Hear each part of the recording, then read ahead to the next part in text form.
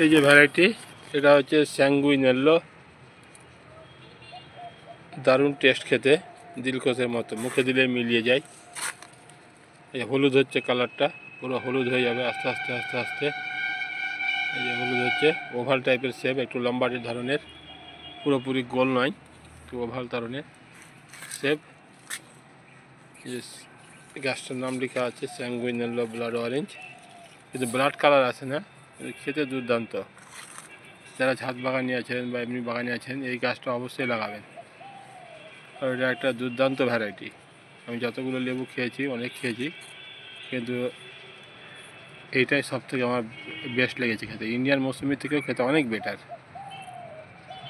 মিষ্টিও ভালো, বাল্বও খুব নরম, সফট এবং খুব সুন্দর ভ্যারাইটি একটা। এই যে শর্ট ভিডিওতে নিয়ে আসবো, কাটবো। এটা লাস্ট আছে, আরও ছিল দুটো ফল, তিনটে ফল আগে খাওয়া হয়েছে, তিনটে। এই ফলটা লাস্ট রাখা হয়েছে, যে কতদিন অবধি রস থেকে দেখা যাক, ওই জন্যই রাখা হয়েছে।